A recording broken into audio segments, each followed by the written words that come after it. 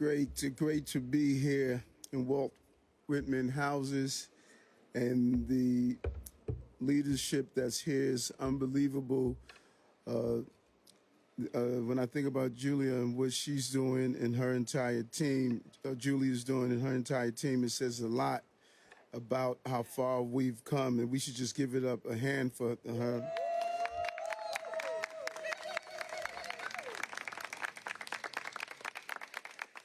And great to be joined by the police commissioner and our amazing public safety chair, Yusuf Salam, Councilman Salam. We were bumping each other all over the weekend. Such an important initiative when we think about it. Oftentimes when you think about how well we've done in crime in this city, we know that people were not feeling safe. And that is why the commissioner put this quality of life initiative, the Q team, throughout our entire city. And as we reflect on public safety, we cannot help to reflect on our hearts are still grieving for the innocent lives that we lost last week, including Officer Islam. A very painful moment, but it's a constant reminder that we have to be steadfast when it comes down to public safety, particularly gun crimes and gun violence. It rips our hearts apart when an individual can drive across the country with an automatic weapon and take the lives of innocent New Yorkers who were just carrying out their daily roles in our city, one of them, of course, being our officer. We attended, the commissioner and I and our team attended several shivers to show our respect. One is today as well. And again, our hearts go out to the family. The goal is to ensure that this city is a safe city for everyone, from all parts of the city and every community.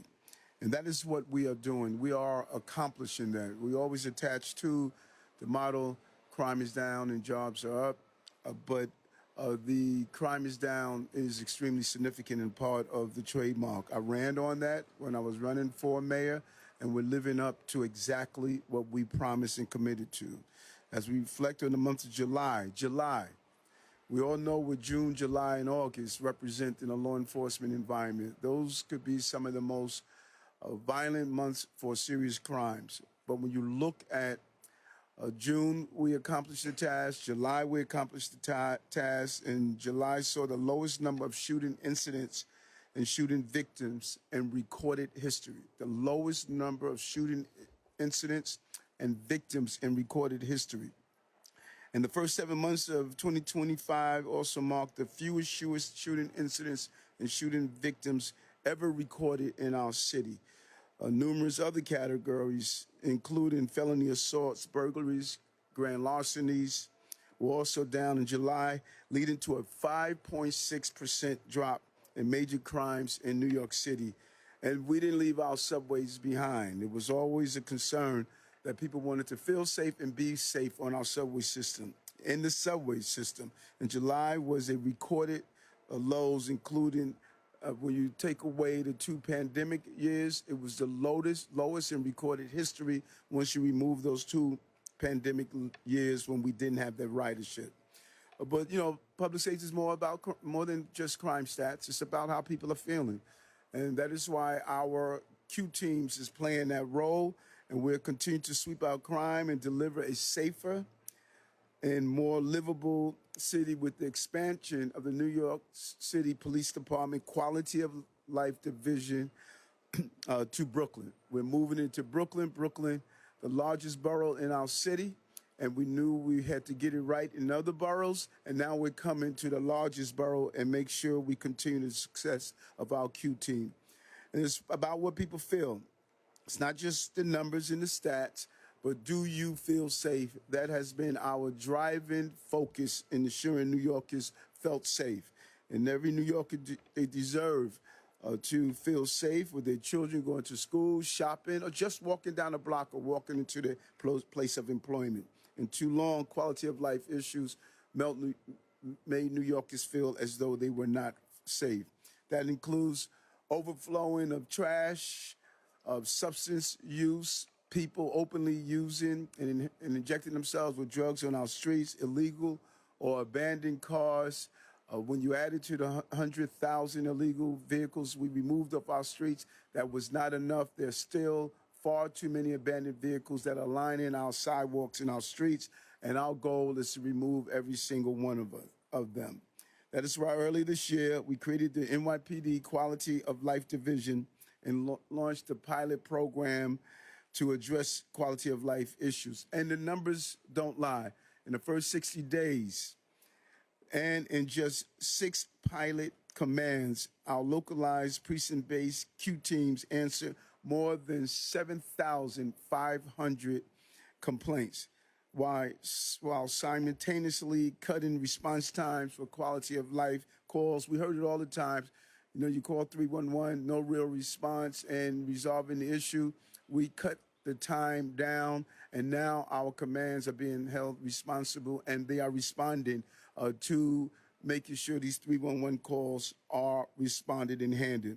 And when we expanded the pilot and expanded the program to Manhattan and the Bronx, these teams answered more than 23,400 calls for service and cut average response times by about 47 minutes. And last week, we brought the program right here to Brooklyn. That's right, Brooklynites are seeing safer and cleaner neighborhoods, and the program is proven to be success to improve on quality of life. Our localized precinct-based teams will be helping reduce crime and improving quality of life conditions. I say it all the time, you can't have an abandoned built vehicle in front of Gracie Mansion. You should not have it in front of Walt Whitman houses. It's not right, it's not fair, and it's not acceptable. When I think of this borough, I see my own story growing up in Brownsville, and many of these communities were always overlooked when it came down to quality of life issues, but we are turning that around, and I know how important it is for every New Yorker to receive a neighborhood that is safe from gun violence, safe from felonious crimes, and safe in a clean environment. Using QSTAT, a program modeled after CompStat, our NYPD quality of life teams can track and tackle quality of life issues using real-time data and employment. And thanks to our relentless effort, 7 consecutive quarter of crime reduction has found the result in our practices. Looking at hotspots, making sure officers are deployed in the proper locations, just a real holistic approach to policing is what this commissioner has brought. And when you remove close to 23,000 firearms from our streets, just this year, over 3,100 firearms are removed off our streets. You can't have shootings if people don't have guns. We've closed 1,500 illegal cannabis shops and continue to address the quality of life issues that New Yorkers asked and we responded to. I'm going to turn it over to the Police Commissioner of the City of New York, Commissioner Tisch. Thank you, sir, and good afternoon, everyone. We were set to make this announcement last week, but then a tragedy took the lives of 4 innocent New Yorkers, including our fallen hero, Detective First Grade Didarul Islam. Our city is still in mourning, but the work of the NYPD never wavers. Detective Islam believed in this department, he believed in its mission, and he fulfilled his oath to the people of the city. It is our duty now to finish the work that he started, and that work continues in neighborhoods across the 5 boroughs. Last month, New York City recorded the fewest shooting incidents and the fewest shooting victims for any July on record. This comes just weeks after we had the safest July 4th weekend for gun violence ever recorded. July was the 10th straight month of major crime declines. Murders were down by 49%. And in our subways, excluding the 2 pandemic years, it was the safest July in recorded history. Summer is usually the toughest test for public safety, but the wins that we are celebrating today prove that under Mayor Adams' leadership, we are not just passing the test, we are resetting the curve. And we're bringing that same energy to another priority, improving the day-to-day conditions for every New Yorker. That's what the NYPD's Quality of Life Division is all about, and now we're expanding it into every precinct in the borough of Brooklyn. When we launched the Quality of Life Division earlier this year, the idea was simple but ambitious. Build teams focused entirely on the local conditions that make daily life harder for New Yorkers. The chronic problems that chip away at a block's sense of order. The abandoned cars, the illegal vending, the repeat noise complaints, the sidewalk obstructions, homeless encampments, and more. Because for years, the NYPD has been laser focused on crime, and the men and women of this department are the best crime fighters, certainly in the world. But the data and the public made it clear that New Yorkers, they needed more.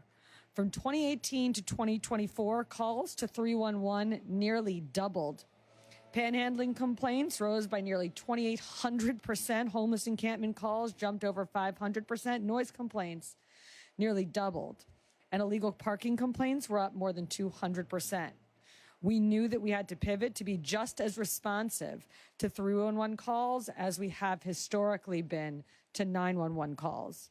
We had to meet people's needs and listen to their very real concerns. So in April, we announced the launch of our Quality of Life Division and piloted the program in 6 different communities. In just a few months of that pilot, these Q teams responded to nearly 16,000 311 and 911 calls. They towed 629 abandoned or derelict vehicles, and they seized 292 illegal mopeds, scooters, and e-bikes, all of it contributing to safer, cleaner streets. Since expanding recently to Manhattan and the Bronx, the momentum has only continued. In just a matter of weeks, Q teams have answered more than 4,000 additional calls, removing dozens more illegal vehicles and bikes in the process. Across the board, response times for chronic quality of life issues in these communities improved by an average of 45 minutes. This isn't broken windows. This isn't about cracking down to prevent crime. It's about restoring order and improving quality of life. This is a real shift in how we serve neighborhoods, and it's working. Now, every precinct in Brooklyn will have an NYPD officers dedicated to improving the everyday conditions that shape how people live. And to be clear, this is also not zero-tolerance policing. Officers will always have discretion, and discretion starts with engagement. This is their assignment, and their mission is clear. Reclaim the spaces that should feel safe, clean, and cared for, because when they do, people feel cared for too. And when they don't, people feel ignored. That's not acceptable in any neighborhood, and it's why we are continuing to expand this program into every borough. The NYPD's Quality of Life Division isn't a concept, it's a commitment, and that commitment is not about crime, it's about livability, dignity, and refusing to let any neighborhood be treated like an afterthought.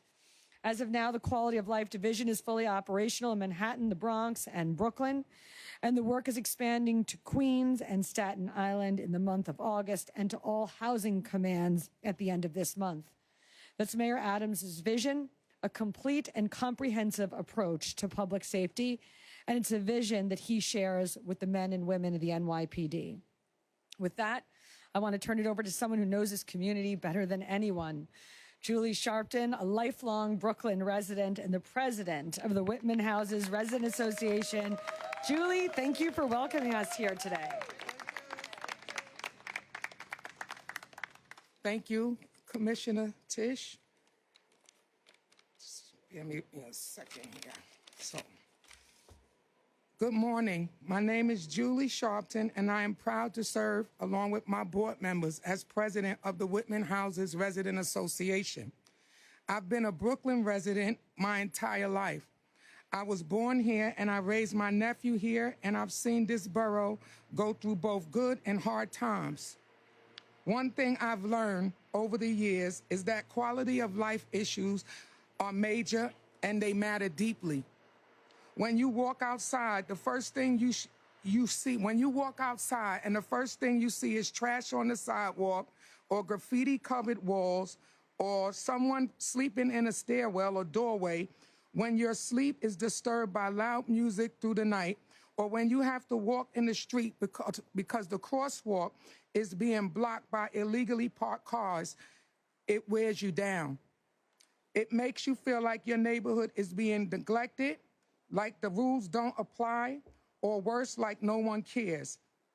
When mopeds and ATVs are racing through the streets with no regard for safety, it makes parents think twice about letting their kids come outside and play. But thankfully today and prior to today, those things are changing. I want to begin by thanking the Mayor Adams and his office for launching this important quality of life improvement initiative. This kind of leadership sends a strong message that our communities matter. We know the mayor's support to ensure in addressing these issues, no community or ethnic group will be unfairly targeted or profiled with excessive force. And that is essential because safety comes with fairness and enforcement comes with respect. I also want to thank the New York City Housing Authority for their continued support in helping us to improve the quality of life for my neighbors at Whitman Houses. Both their partnership and responsiveness make a real difference on the grounds. I also want to thank the New York City Police Department and Commissioner Tisch, and particularly the 88th Precinct and PSA 3 for their support and commitment to working with our community. Their presence and cooperation are vital to building a safer and more respectful neighborhood. It means a great deal to know that our city leaders are not only listening, but they are taking action. This effort will help restore pride, dignity, a sense of safety to our communities. It is a step towards showing residents that they matter and that their neighborhoods matter as well. I am proud to stand here today as a part of this city working to get it right. A true partnership between the community and those who serve it, and I could not be more hopeful for what lies ahead. Thank you very much. I want to bring on our Public Safety Chair, Councilman Salam.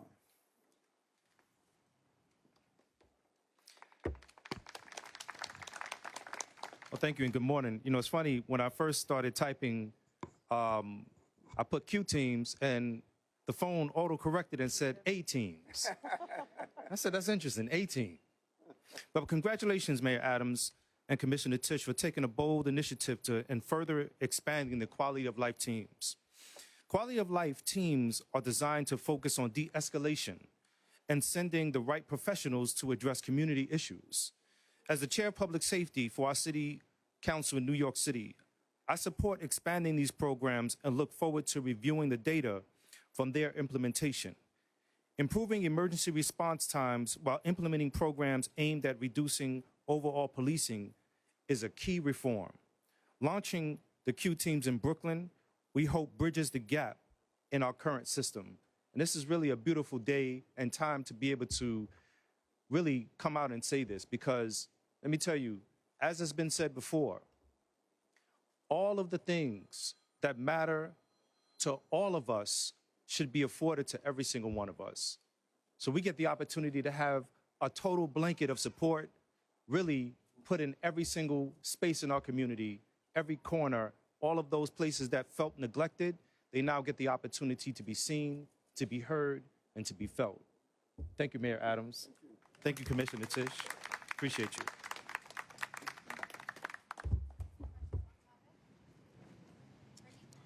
Hi, Mayor. You mentioned how are you? You mentioned CompStat and QStat being modeled similarly. Will QStat be publicly available at any point, or is that an internal system? Thanks, Commissioner.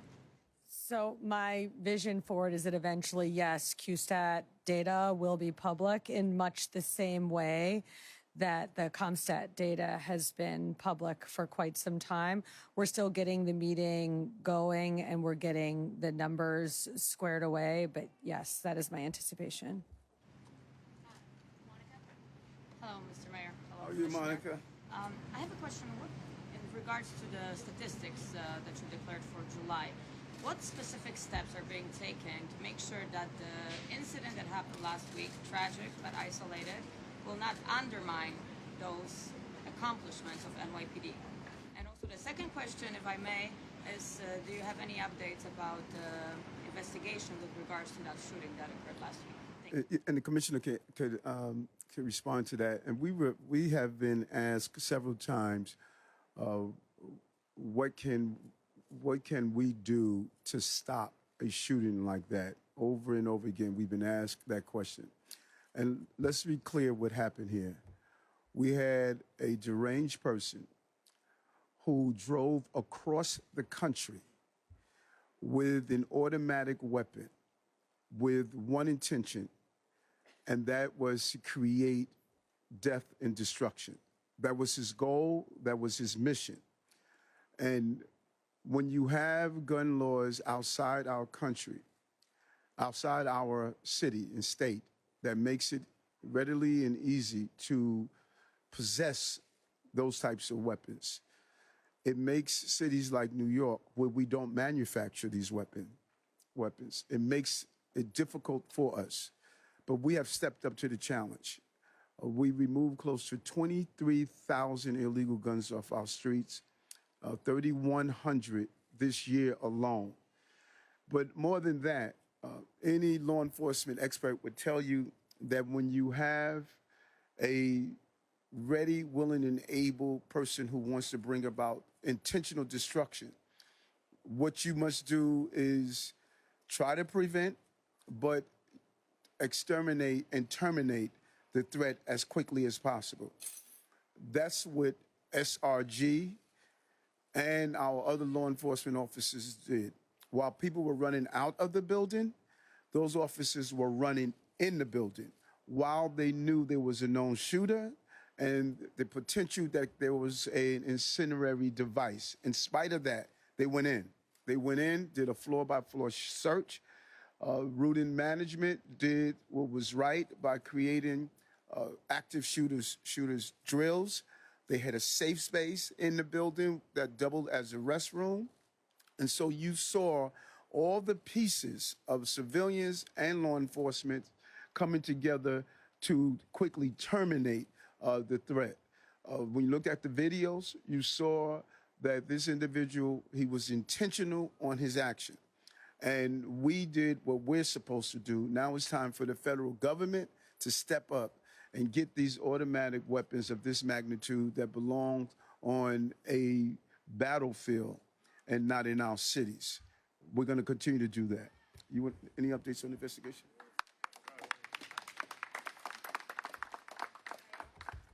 Commissioner, for Univision, are there any special strategies being used to deal with gang activity in these areas? We do see that often in housing developments like this one. So when we announced many of our crime declines earlier this year, a lot of people said, oh, wait for the summer. When it gets hot, the crime is going to go up. And one thing that I think we are quite proud of at the NYPD is that so far this summer, we have been able to extend the incredible crime declines that we've seen all year long. And our summer violence reduction plan, I think, has largely been responsible for the great results that we're seeing this summer. And that includes a few things.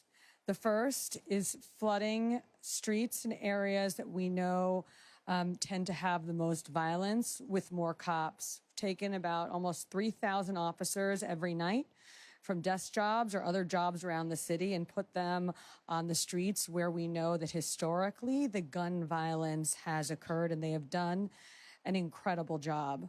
We have also been very focused for basically this whole year on going after the gangs.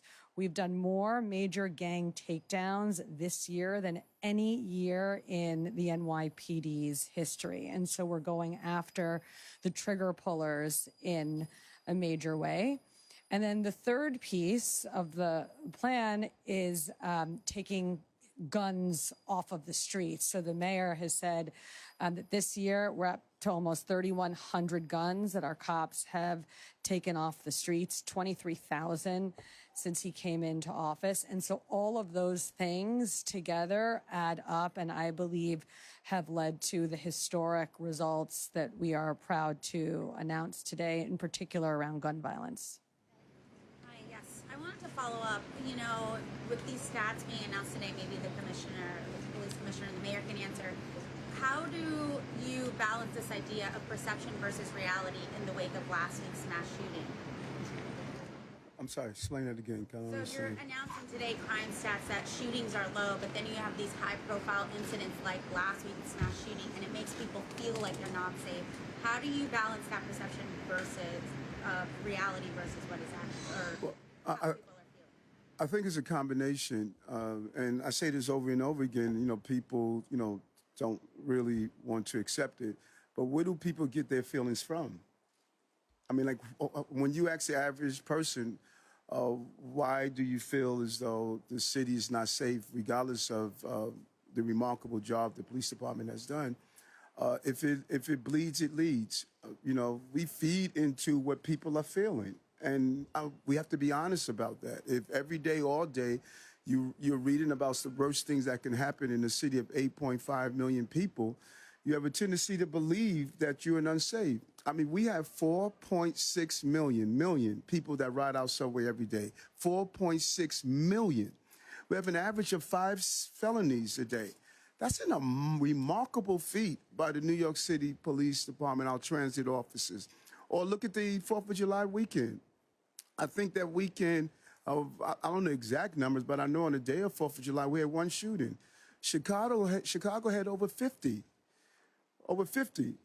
And so I think that if we would just take time and commend our TA presidents, our auxiliary, our police officers, our crisis management teams, we would just take a moment and realize that this is the safest big city in America. So when you write a story like what happened at 345 Park Avenue, end the sentence with, this is the safest big city in America.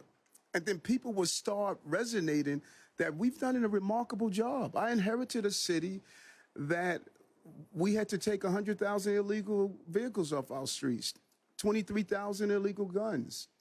We've invested 100,000 summer youth jobs. We made sure we had a summer rising program with all year education for our children, an internship program. We have our CRED program for justice-involved young people. I've been on Rikers Island more than any man in the history of the city, talking to inmates and correction officers. We've done a good job. So as you report about these shootings, how about just put just a sentence? You don't need 3 sentences. You don't even need a whole paragraph. How about just saying this is still the safest big city in America? Because all of my big cities, when I talk to my mayors, they're dealing with violence. They're dealing with violence. So the question is what can we do to stop the perception? Is that we're going to constantly remind people of how well our partners are doing in law enforcement.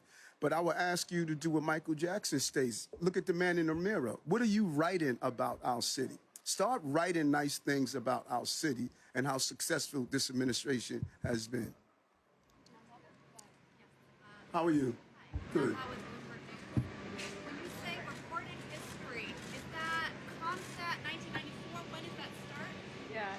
Recorded history, it's different for different categories of crimes. I believe on the general crime started in 1993, the early 1990s. In subway crime, our first real records start in 1998. Shootings would be 1993, shooting victims. Now do a few off topics. Thanks, folks. Thank you, everybody. Thank you. I don't want to be a part of this.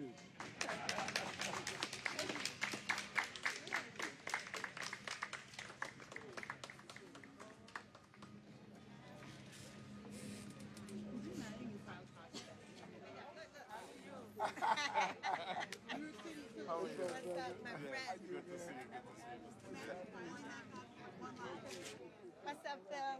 All right. Good to see you. Good to see you too. All is good. You coming tomorrow? Yeah. All right.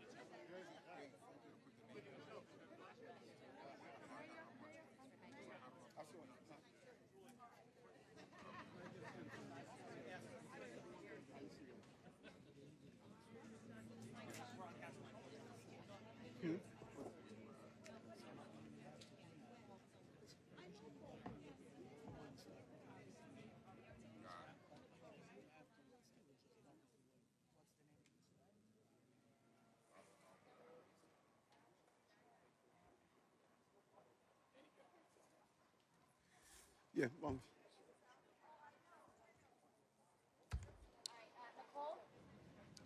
Hi, Mayor. How are you? how you doing? Mr. Mayor, I am one reporter that will give more than just a sentence of positivity in this city. We cover the good, the bad, the ugly. Some good, lots of good. Yes. So I have to just respond to your statement that you made. Thank you. Yeah, so we do cover the good. Yeah, we have some, we have some good, great reporters in the city. Yes. My question to you is, last week a deli worker was stabbed here in Brooklyn because he refused to sell a loose cigarette to a man who came in irate and demanded that cigarette. It goes into the quality of life. You know, you have bodega workers not wanting to do this. They're trying to follow the rules. They're not selling the looses. But then you have violence. What message do you want to send to deli workers? Yeah, no, our heart goes out to the family and the employee. And we have not ignored our deli workers, our bodegas, our independent supermarkets. As you know, we joined the United Bodegas Association, and Fernando Mateo and Brother Hernandez to make sure that we gave panic buttons, because we know that bodegas and independent supermarkets, they're more than places where people go to shop. They play such a vital role in making sure we have qualitative food in our communities.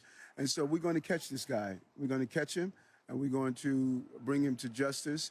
And we're going to make sure he's prosecuted with our partner in the full extent of the law. And it's just really, when you see this level of violence on innocent people, it is despicable. And we're going to use whatever technology we have, and we're asking people if they know something to come forward. But it's a real troubling incident for someone to use violence. So just why someone is doing their job, but we will find them.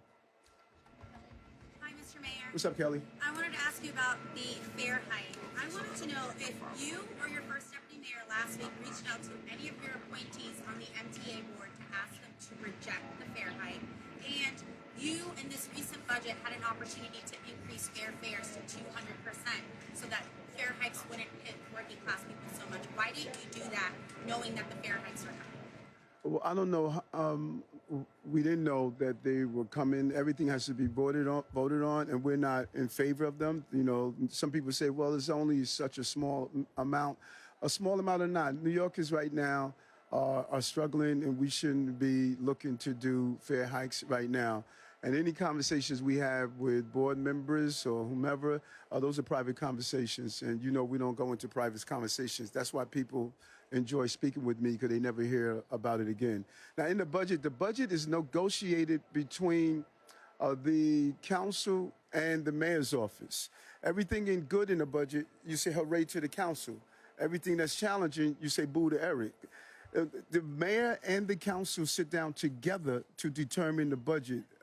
We present the budget, they vote on the budget.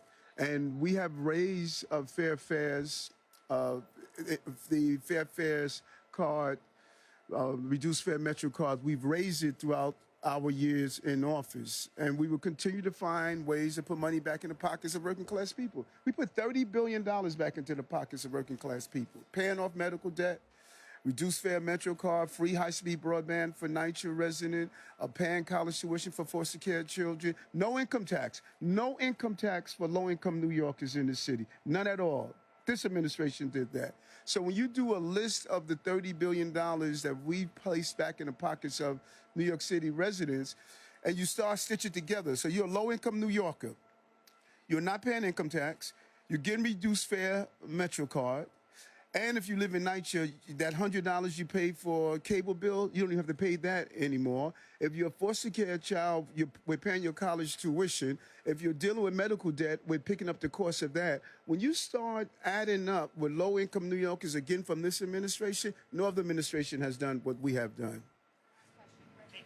Oh, thanks, Mr. Mayor. How are you? Rick Stein from WNYC.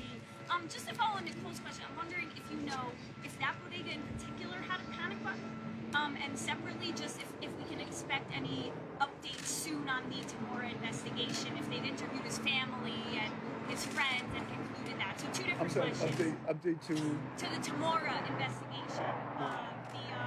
In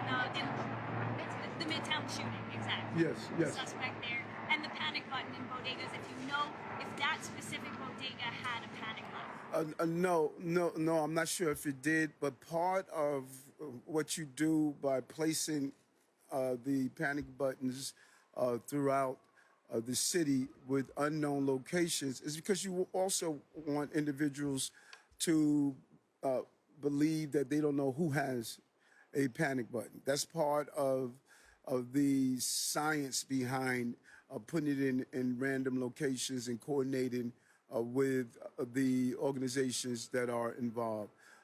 That's the goal. No, we do not have any new updates. The commissioner is going to announce any new updates in the shootings on those who gave him the lower part of the gun. Those who were working with him. We want to speak with everyone involved. We have our detectives when it comes down to homicide investigations. They know how to do it well.